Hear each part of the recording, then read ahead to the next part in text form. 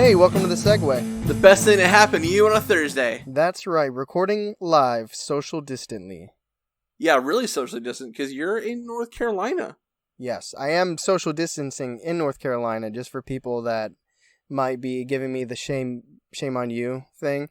Not coming in contact with anybody, not going to any stores. It's literally just in the beach house and the beach. That's it. Yeah, I'm still here. I'm still in rainy Cleveland. I'm in a car and I am melting. It is so hot. Yeah, well, I'm sorry that you're hot, but I'm I'm not that sorry. Because you're still at the beach. I am. So we got to interview someone really awesome for this interview, and that is Eddie Gancos. Yep, you might know him from CityCop, which has been a not just local, but a local Northeast Ohio band for over 10 years. Crazy. Alomar, and recently I Hate It Too. Yeah. He's got a job, he goes to school, he's in 3 bands. I don't know how he's not dead, honestly. I know, he's got a full plate. Yeah. And, but he took the time... excellent vocals, by the way. Oh, yeah, he's a fantastic vocalist. But he took the time to sit down with us. And also social distantly. Yes, also social distantly. But I'm really glad we got him on. I really appreciate it. And, yeah. Yeah, I think there's some good deep dives in... being in a band for 10 years, it's really good clarity on, differences between the 2000s, 2020s, a little bit of a deep dive in the music scene. And finally, somebody we talked to, Charlie got a paranormal story out of somebody. I did. So all of that is coming up, so make sure you stick around for our interview with Eddie Gancos.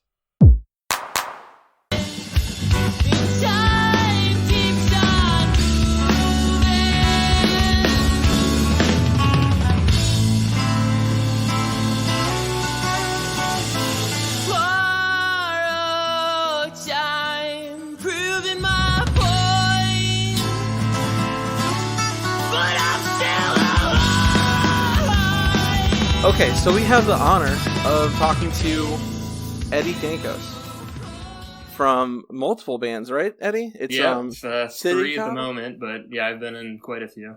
That's crazy. So, CityCop, Alomar? Alomar, I'm sorry. No, you're good. I should have researched how to say that name. And then I hate it too, right? Yeah. Is that the newest one? That is the newest one. But most known likely for CityCop, correct? Yeah. CityCop's been, I've been in that band since high school, so it's been we've been a band for over 10 years. Wow. So how many people have dropped out and switched out? Have any, or has it just been the same guys? Myself, Max, our guitar player, and Cody, our drummer, have been the only consistent members. We've all been best friends since 8th grade, and we all moved to Akron at the same time and everything. So we kept it going when we were in Akron, but we've gone through, I believe, 5 bass players. I think right now we're on our 6th. Yeah. So yeah, we've just had the bass player curse, it seems like, but it was all for good reasons. It wasn't there's never been any bad blood or anything. It's just people just move on. Yeah. Well, that's good. Yeah, when bass players are so hard to find, it feels like. For sure. Yeah, we've had to convert guitarists into bass players to find bass players before. So I bet so. I bet you have. So what was it like starting a band in high school, and then kind of looking back now, kind of see in 10 years, how much have you guys grown, and just the differences between starting a band in the 2000s and now in the 2020s? Definitely way different. When CityCop started, we were kind of trying to be it was just me and Max, and we were trying to kind of be Bright Eyes and these these acoustic acts and stuff, and we were trying to play coffee shops and stuff because that was kind of popular back then. It still is to a certain degree, and then once we added some more musicians, we just kind of we try to make that acoustic stuff into a full band. And then we kind of just started playing around with doing screaming vocals just kind of as a joke, I guess. And we made a song out of it. And then we just decided we wanted to just focus on doing that because it was so different from everything else. And a lot of people hated it, but a lot of people liked it. So we just wanted to take a chance on it. And the music scenes back then compared to now are so much different too.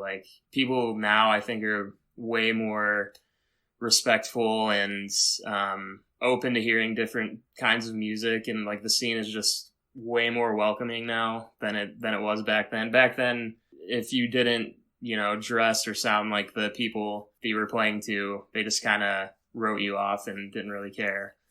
But it is not like that anymore. It's actually like way more pleasant nowadays. But I mean, we are a little bit older in that crowd too, so I mean, sometimes it's a little bit weird because we're so much older than everybody, but we still enjoy it.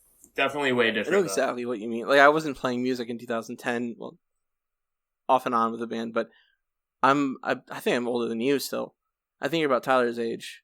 It is kind of like a surreal kind of like, I feel like I almost don't belong kind of situation, at least for me. Yeah, I totally understand. It's easy to feel that way when you walk into a show. It's like a DIY show these days.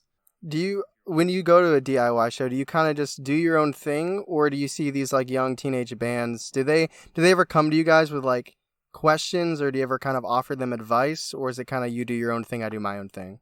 I mean, we have gotten that a lot for sure, with like, especially with some of the touring bands that come through, like the younger touring bands, because I don't know, they'll try to like ask us questions about touring and whatever. That's definitely happened before, but I mean, a lot of people are still just trying to do their own thing and just kind of make a name for themselves and kind of figure it out on their own. But yeah, we have had that over the years for sure. Speaking of touring, you've torn. I know you've torn. That's not the right word. Toured. You've toured with Jimmy Wilkins and the Sonderbombs. What was that experience like?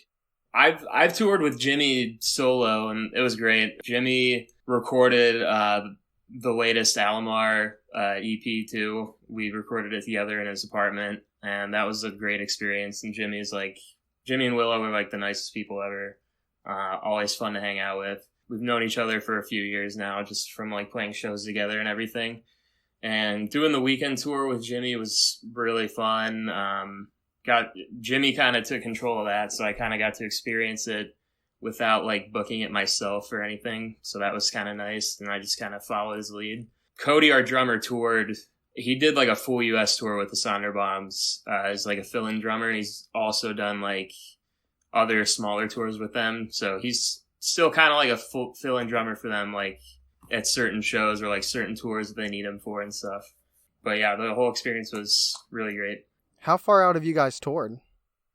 CityCop has done like 2 full US tours. Like we kind of did like 2 30-day tours, where it was about like the longest that we went, and we hit like the West Coast, down south, played some shows in like Los Angeles and like Denver, and we did some like South by Southwest showcase shows a couple times in Austin, which was probably my favorite experience touring for sure. You've been out there. Yeah. We still do like smaller tours now, but it's kind of been, especially like right now when every tour has been canceled and there's like no shows for this foreseeable future. So we're kind of just writing right now, but we still try to get out there a little bit, but it's been mostly like East Coast and like Midwest tours and stuff. Just, we've gone through like 7 to 10 vans already and dropped a lot of money. Yeah, we've had some pretty bad luck with vans for sure. So we just needed a little break from touring. So while you guys are writing now, like with social distancing happening, what is your writing process like? I imagine naturally it would be like coming together as a band and writing together. But since you guys, I mean, I don't want to put that on you, and, don't feel bad if you guys aren't meeting up. But taking social distancing into consideration, like, how's that affected your guys' writing process as a band? So right before this all happened, we were getting ready to go record. So we had like pretty much 10 songs written and ready to go. And we were going to start recording drums and guitar in the beginning of May. And we were just kind of like tuning stuff up for that. And then everything happened, and our drummer got a little bit sick too. And we kind of wanted to stay away from that. So our first practice back after all this is next week. So we haven't practiced at all over this, like, whatsoever. Our guitarist and drummer actually live together, so they've practiced a little bit, but we haven't come together as a full band for a few months now. So we're just going to try to pick up where we left off and just keep fine-tuning those songs and try to reschedule recording sometime in the next few months, probably. So I know you're the vocalist in CityCop, and you're also the vocalist in Alomar. Alomar? God damn it. Okay. Alomar. Yeah, you're good. You're good. It's a tongue twister for me. But you also play guitar in Alomar as well too. Yeah. When did you pick up guitar? Like, how did that kind of emerge? So I was like strictly a vocalist when CityCop started. Like, I tried to play instruments, but I just like didn't. I don't know. I guess I just didn't have like the patience for it or the attention span for it. Because I was also into like skateboarding and other things. So I started like this band. My friend started this band called Street Fight. It was like a super hardcore like heavy band, and he asked me to play bass for it. So I just kind of like, bass is like a lot easier to learn than guitar. So I just kind of and I just kind of taught myself bass while we were practicing, and just kind of followed them. And then I wanted to start like my own solo thing, but I didn't know how to play guitar. So one night I had a guitar already, an acoustic guitar. So I sat down in my parents' basement and just taught myself how to play guitar in like, I don't know, like a 12-hour period. I just kind of learned like the basic chords and stuff. And I just tried to practice every day after that, and just kind of went from there. I just kind of picked it up like randomly. Were you, when you started singing in high school, did you already kind of have skill or talent, or was it something that kind of took time and grew as the band aged? I mean, I don't think I had skill or talent in high school, no. I thought it sounded good, but like listening back now, it definitely doesn't sound good. Like our first like demos and... No, it's not supposed to. Did you sing in like chorus in school, or was singing completely just a side hobby that you enjoy doing, like, you know, in shows or in cars or whatever, you know? Yeah, it was like a side hobby. I took chorus in 7th and 8th grade, and I got kicked out of chorus in like 8th grade for like arm wrestling somebody or something, like just goofing. Well, okay, at least you didn't get kicked out because you sucked. But although then you could go back now and be like, hey, look at me now, assholes. They were just, I don't know, I just goofed off too much in chorus, and I didn't take it seriously, so they just like didn't want me to come back after that. Who were some of your biggest inspirations vocally? Back when we started, it was like, I was really into like Touche Amore and La Dispute and stuff, and Modest Mouse. Modest Mouse is probably my favorite band of all time. I still listen to them all the time. I've been listening to them since like elementary school, it seems like. And I really liked his vocals, Isaac Brock's vocals, because he would always like he wasn't confident in himself and wasn't like confident in his vocals, so he would always like do an extra track to like dub over it to make it sound better. And I've kind of picked that up too over the years, like trying to do something like that. And I guess like early on I was into like Bright Eyes and like, you know, like softer stuff like that. And I got into like some heavier stuff too, like down the way. I don't know, it's kind of all over the place. I wouldn't say like one specific influence though is for vocally that At the Drive-In too. I was super into At the Drive-In and their vocalist and his like stage presence, and I wanted to kind of like mimic his stage presence a little bit, but kind of tweak it and like make it my own. And I always wanted CityCop to like be a super energetic band because it kind of makes up for like how I guess like less full we sound, because like it's just an acoustic guitar, a bass, and drums and vocals. Like it's not like the fullest sounding band, so I wanted to like make up for it with like crazy stage presence, I guess. Yeah. Do you play guitar in CityCop as well, or just sing? How awkward was like the first couple of shows where it's like, what do I do with my body? Super awkward. Well, our first show was all sitting down at a coffee shop. It was called the Enclave in Willoughby. That was our first show. Our drummer played an electric drum set that show too. Our bassist played like an acoustic bass, and we all wore, this is so stupid, but we all wore like matching moccasins. We just thought it was cool, and I was wearing like a white V-neck shirt and shit. Like, I don't know. I was a clown back then for sure. That's funny though, because somebody might be like, just think if you somehow are like stuck in somebody's memory, like you guys are like, remember that moccasin band we saw back in the, like they might never remember your name or anything, but just you guys could be known to somebody out there as the moccasin band. Yeah, I mean, we contemplated like changing our band name like after those first few shows, just so like people wouldn't get it confused with what we were trying to go for after that. But the first few shows were definitely like weird, and it's hard to get your footing playing live, like because it's so intimidating your first few shows and you don't really know what to do, and because you're so nervous. And then eventually all that goes away and you can start to like work on it a little bit and try to have like a more entertaining live show. I have a question that leads really well from what you gave me. It's a nice segue. Because you feature an acoustic guitar. Sorry, let me rephrase that. You feature an acoustic guitar heavily in CityCop, and that's a heavier band. I think so. I guess why do you do that? It's not bad. I'm just really curious, like how that decision came about. We get that all the time. Like that's like the number one question for sure. Basically, like when it was just me and Max, it was just an acoustic like duo doing like soft songs and stuff. Like, and then when we started the full band, it was just going to be like an acoustic full band.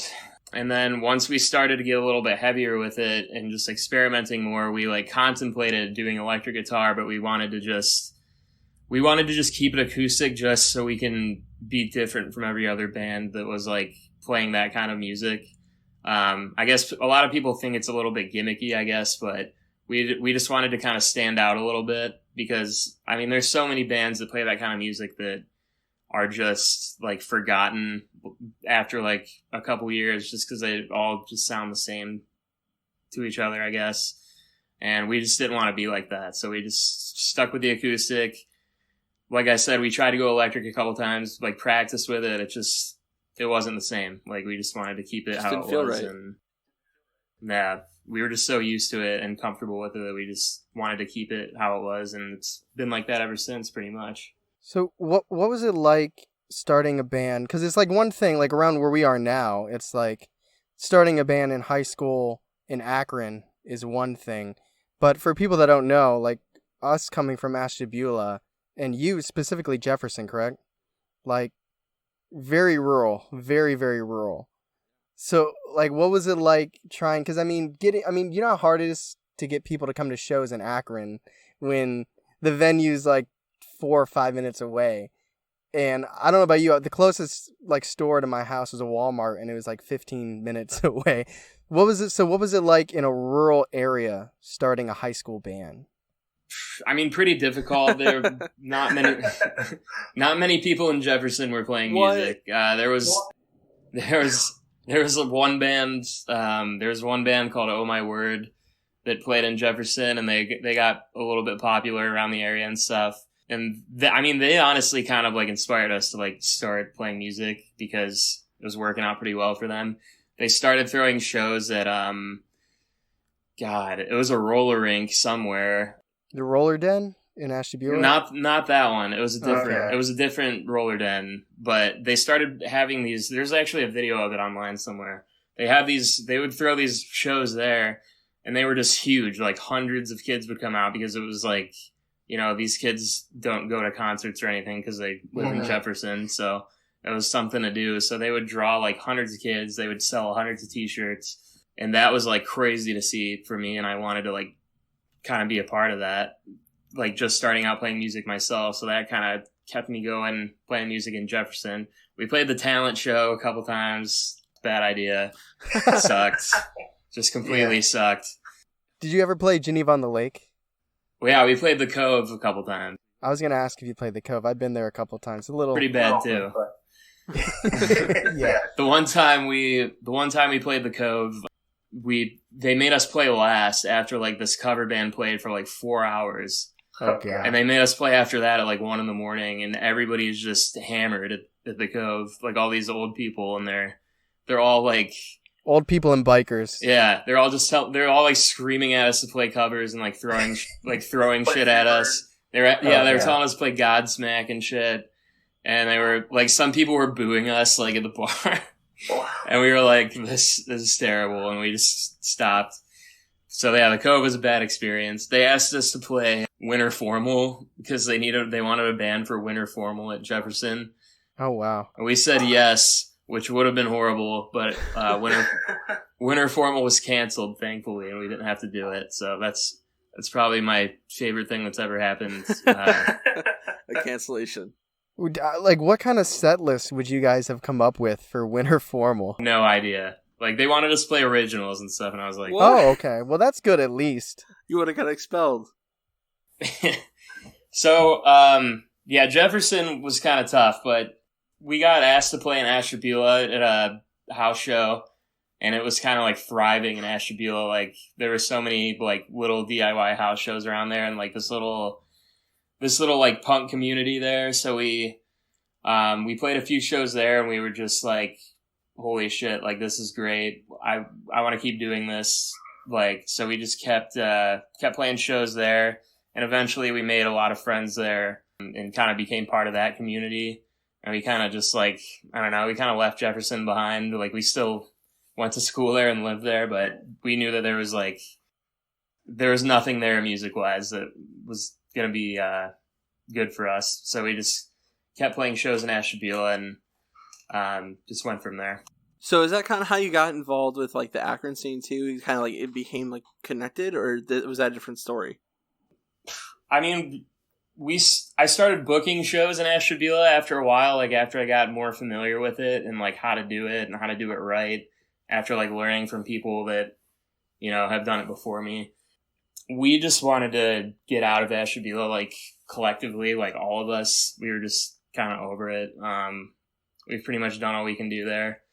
So we wanted to move to Akron because Max and our bassist at the time were going to school at Kent State, and they lived there half the time anyways, and we knew that Akron had a better music scene than Kent did. So we wanted to try to get involved with that and be able to go to school and whatever. And I started going back to school too when I moved to Akron.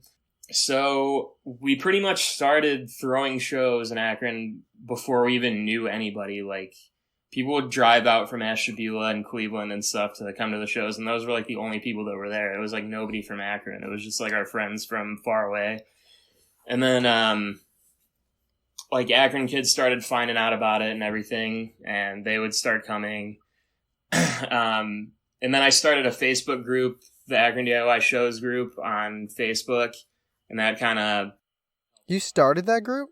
Yeah, I did. Oh, wow. We're both in there. Wow, I had no idea you started that group. I did, and it's kind of out of my control. I have like pretty much nothing to do with it now. Like, it's totally out of my control now, but... It's thriving, man. It's still used very consistently. Oh, I know. It's great. It's great to see. But yeah, the only reason I started it was because I would go to shows in Akron and I would see all these people that I don't know at every different house venue. It was just different people at every show. And like none of them would go to like different places. It was all like people at the same place. So I wanted to like kind of try to bring everybody together to try to make like turnouts and stuff better for every house, and so touring bands can get more money and shit like that, and more touring bands want to come through. But yeah, that's going great now. I booked shows at Fool House for a couple years and then Fool Mansion for a couple years, and kind of stopped after I moved out of there just because I was trying to like finish my degree, and I was just kind of burnt out on booking shows because that pretty much consumed like my entire life. Was just, and it was like destroying my house because we would let everybody sleep there, and I'd be like stepping over people in the morning to get a coffee before I had to go to work. And I was just like, man, I gotta get my own little place here. That's probably great for connections though, right? Like networking. Yeah, for sure. But yeah, Ashtabula now, I mean, they're starting to pick up a little bit now, but they kind of died, like the scene there kind of died for a little bit, but there's kids now that have seen what has happened in Ashtabula in the past, and they want to like recreate that. So there's a lot of kids. They started like an Ashtabula DIY shows page. They're trying to like make stuff happen, like have more shows out there. So that's great. I would like to move more into your music, if that's okay. So the last album for CityCop was Nesh, right? Mm-hmm. So what does that mean, and like how did you come to that name? I was just looking up weird words. Always a great answer. What does Nesh mean exactly? I knew at the time. I don't remember. I honestly don't remember. That's okay.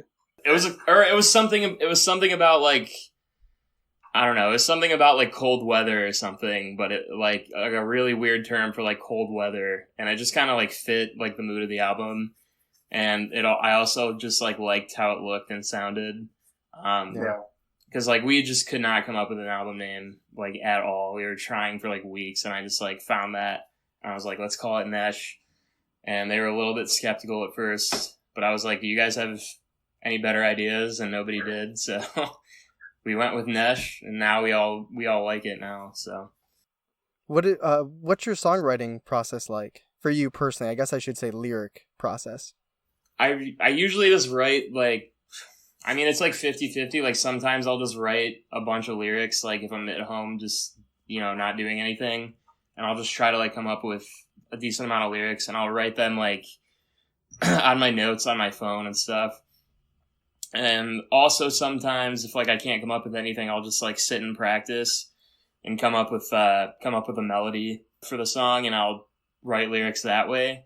It all just kind of depends on like what kind of mood I'm in, or like how inspired I am to write.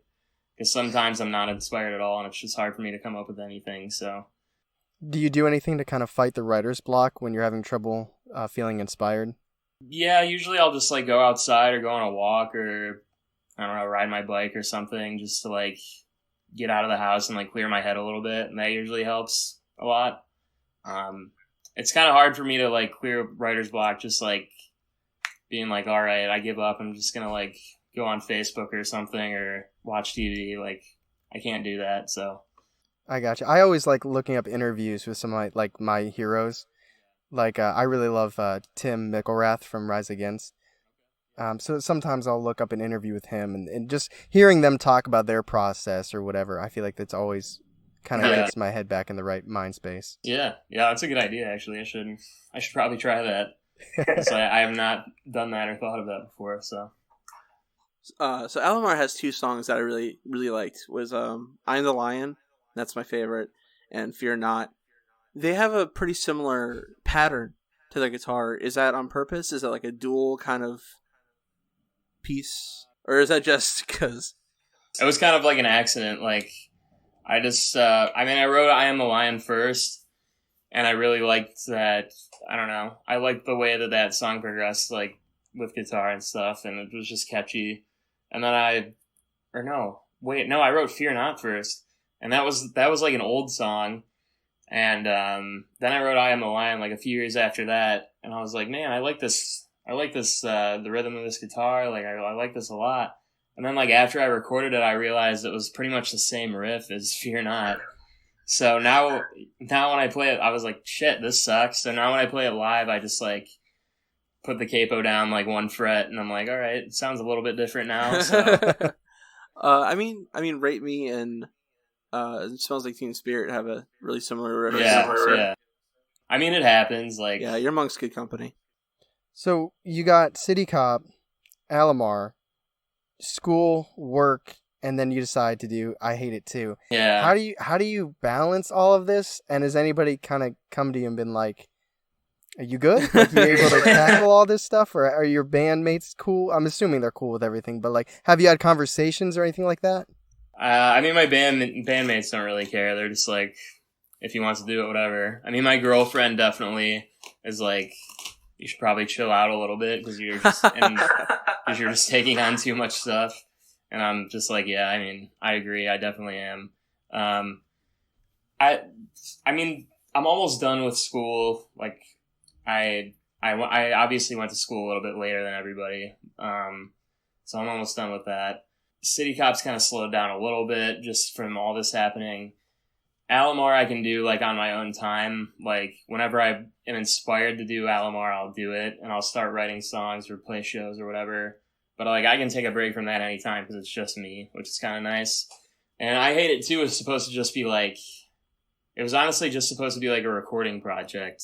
Like we didn't really plan on playing shows or anything, and then it just kind of happened. And just like, I don't know, that happens with every band, I guess. And we started playing shows and had a lot of fun with it. We still have a lot of fun with it. I don't know, it's hard to I just have a hard time giving up on stuff, I guess. Like I have a hard time dropping stuff. Like I like to be busy all the time, I guess. but I also hate to be busy at the same time. So it's Yeah. Was there a moment with CityCop where you guys, I mean, for 10 years, doing anything is a long time. Was there ever like a really low moment where you guys considered ending things, or was it kind of been like, we've definitely had those moments. There was we played Bloodfest one year up in Michigan, which is like, I don't know, it's not a fest anymore, but it was pretty big. Like people like AntiFlag and like, you know, Andrew WK and like all these Black Dahlia Murder and stuff, all these bigger bands like played it. Did you get to meet AntiFlag? Sorry to interrupt you, but just curious. We were in like the same merch room as them, like selling merch, but I got to meet Andrew WK. I don't know if you're too familiar with him. No. He was in like the first Jackass movie and stuff. Like he had his own show on MTV and stuff.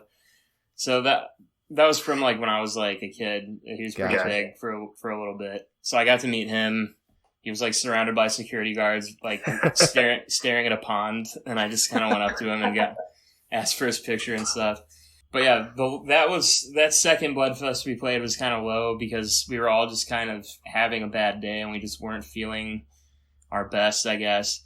And then they literally made us play last at like this festival with Black Dahlia Murder and Code Orange and like all these huge bands, and they made us play last in like this small room. A few people showed up, but there was nobody there, and we were just there all day, like just waiting to play for like 12 hours, and like nobody really gave a shit, and we were just like sitting outside before we were supposed to go on, and we're just like, fuck this, like this sucks. Yeah. I don't want to do this anymore. And we were just kind of really upset. We kind of took a little break after that, but then I don't know, we kind of realized it's not really about that. Like, we just enjoy playing music and putting out music and playing for whoever wants to hear. So it's, you know, we just wanted to keep going at it. We played some pretty bad shows, but we've also played some really great shows. And like the pretty bad shows is when our morale is kind of low and we're just kind of like questioning ourselves. But I feel like it hasn't been that way over the past few years just because we're just so used to how the music scene works and, you know, what people get into and get out of and etc. So we're totally fine with where we are right now. So on the flip side of that then, on the positive side of that, when was the first moment, whether it be, well, I don't want to put things out there. I want to hear your response. When did you have that moment of realization where it's like we're picking up steam? Like this could be a real thing. When we put out Seasons, we just kind of that got pretty hyped up on some websites, like some earlier music websites that were pretty big at the time. Spotify was around and shit, but like it wasn't like it is now. So like nobody really cared about Spotify. It was like all about Bandcamp back then. So we had like a ton of people like checking it out on Bandcamp, like literally overnight, just out of nowhere. Like we just posted it to a few websites and people were like freaking out about it. So we were like, oh, this is awesome. Like, and then some like smaller record labels started to like reach out to us and stuff about putting it out on vinyl. And we were just like ecstatic about that. Like we jumped on it like immediately. And then from there, like we started to get offers for like bigger shows in Cleveland and stuff. Bands like Defeater and stuff, like bands that were like big at the time then. We got offers for like touring with people around then. And then some labels started to like pick up Seasons to like sell in their store, like Top Shelf Records and stuff, which was awesome because that was one of my favorite labels at the time. So it was all just hitting us at once. Like we weren't like getting like big, but we were getting like relatively known on the internet, I guess, which was great. Like that's all we really wanted anyways. And then when we played that Bloodfest, like I was saying with like AntiFlag and stuff, like that first one was awesome. Like had a huge crowd and we were just like, damn, like we could actually do something with this and, you know, work at this and make it great. So, I mean, that was like those first few years of us being a band after we put that album out was definitely, we could see the changes happening. I seen, and we're friends on Facebook. I saw that you like the Browns a whole lot. I love the Browns, yeah. Do you like Baker? I do. I like Baker, yeah. I thought his first year was great, and I was like, I bought like a Baker Mayfield jersey. I still have it. I was all about Baker. The second year, I was just like, I just felt like the team just had too many sideshows going on, and nobody was like really focused. I think Baker just kind of lost a lot of focus. And did you buy into the whole Freddie Kitchens shit? Because I did, and I felt like a dumbass the whole time. I bought into it. Yeah, my dad is like a dad's dad, so like he loved Freddie Kitchens. He's like, yeah, he's just like one of us, like dresses like us, like he doesn't give a fuck, blah blah blah. Yeah. So I bought into Freddie a little bit, and then like halfway through the season, I was like, I don't really. Yeah, maybe we don't want a guy like us running the Browns. Yeah, exactly. I think Baker will have a good year this year. Like, I think all the distractions are gone now. Mm-hmm. I think that, I don't know, like the honeymoon of Baker Mayfield and doing commercials and all this stuff is over, so he can actually like focus on football now. So I don't know. I'm optimistic. I think it'll be a way better year. Same. And this other question, and if you answer wrong, I'm just gonna cut it. Okay. Do you believe in ghosts or anything like that? Yeah, I do. You have any stories? I have two. When I was a kid, like probably like 8 years old, I was like sleeping in the living room at my parents' house, and I woke up in the middle of the night and like looked over at the recliner, and there was like a blanket on it, and the blanket was like moving up and down, and I went to I rubbed my eyes to like make sure I wasn't just seeing shit, and it was still happening, and then it stopped happening. I went over there, and there's like, I thought it was like the cat or the dog or something, but there was nothing there, and shit. Yeah, that kind of freaked me out. Oh, that's a good one. Yeah, and then I was staying the night over at our guitarist and drummer's house one night, and I saw like, I swear there was nobody home, and I heard people like running like down the hallway upstairs, and they've also heard it on different occasions too when they were home alone with nobody there, like no animals, no people, nothing, and they just heard people running upstairs. Confirmation. Yeah, I mean, I don't know if it's ghosts per se, but I believe in something. It's like something has to be causing that, like some kind of energy or something. Can I get one music scene question in? Because I'm just interested to get your take on it. Sure. Because you kind of had two stories mentioned where kind of like the frustration of being the less known band but playing last. And I totally get the merit of doing like local touring band in the middle and then local band at the end. Like I totally get it. You sandwich it in, you make sure that all the local fans don't leave while the touring band's there. I totally get it. But I feel like most bands that I talk to have like horror stories about being the most unknown band but then still getting shoved last. And we've had bands tell us like, yeah, you guys are playing last, but this band is the one that's headlining and stuff like that. And it's just like, so I don't think there's an inherently right or wrong way to set up like a touring lineup or even a single show lineup. But like, I guess, what's your thoughts on show placement with bands and like kind of your own experience with that? I used to, like, when I first started booking shows, I would always put the touring band last, and they would get upset about it, which I totally get it because they drove, like, so many miles to be there, and they don't want everybody to leave before they play, and they won't be able to, like, sell anything, etc. So, like, I totally get it. So I did that for a long time, and then I switched to, like, the sandwich thing, touring band in the middle.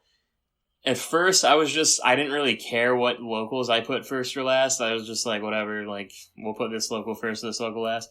And then I booked a show with, I don't want to say who they are, but like... That's fine.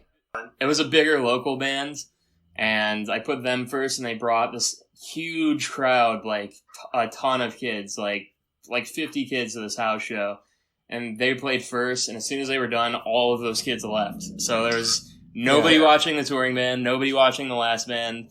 And I was like, okay, I'm not going to do this anymore. So the next time I booked them, I put them last. I was like, you were playing last. I don't even care. Like, if you guys have to work in the morning, if you have to work in the morning, just drop the show. Cause like, you're playing last. And I've pretty much done that since then. Like, I'll always put like the bigger local band last and the lesser known local band first. It's just like fair that way, but I'll still always put like the touring band in the middle. Okay. I don't know. That's how it goes for house shows for me at least. But like, as far as like bigger like concerts go, like that fest we played, people aren't really there for the smaller bands. Like, they don't really care. So, you know, putting the huge bands last is always like a lot more acceptable than a house show with 50 kids, you know? Right. It's kind of amazing that you guys played last. Like, yeah, it was ridiculous for sure. You're a social media manager? Yeah. So how much of that do you use for your own band? Like, how much from what you learned do you try to incorporate? Or like, cause I know like in 2009, like social media was there, but it's not quite what it is today. So evolving with CityCop and then learning social media on the side, like, have you kind of been trying to incorporate all that? I kind of learned about social media first, like through the band, like when Facebook started to do like paid ads and like sponsored ads and stuff, and like YouTube started to do stuff like that. Like, I kind of learned how to do that on my own, and I put like a lot of money into it and like learned how to really like use sponsored ads, and that kind of helped me in school. Like, I got a social media certificate in school, and then I got this job with this soccer team in Cleveland, and I do social media for them now. And I just it was kind of like the opposite. Like, I took what I learned from the band and put it into the soccer team to like try to promote their stuff a little bit better. Nice. I've never actually heard that before, but that's awesome. And it makes sense, but it's cool because it's not like, I feel like it's like you get forced to learn the stuff at work and then you apply it to your hobbies, but it shows that you care a lot about your hobby enough that it actually found you work. So that's cool how that works out. All right, guys. So, Eddie, we appreciate you we appreciate you coming on the show. Let the people know where they can hear you. All of your bands, every single one of them. You can find CityCop, Alomar, and I Hate It Too on Spotify, Apple Music, Bandcamp, all of the above streaming services, on vinyl, CD, cassette tape. It's all over the place. Nice. If there's one song out of all of them that you could recommend where you're like, you have one chance to win a fan over, what song do you recommend they check out? For CityCop, I would say Nesh. For Alomar, I would say Hey Alexa. And for I Hate It Too, I would say Slump. Awesome. Cool. Well, we appreciate you guys listening. We appreciate Eddie coming on. And if you guys have a chance, please share with your friends. Please 5-star if you're enjoying the content. Thanks for listening. And as always, this is The Segue. The best thing to happen to you on a Thursday.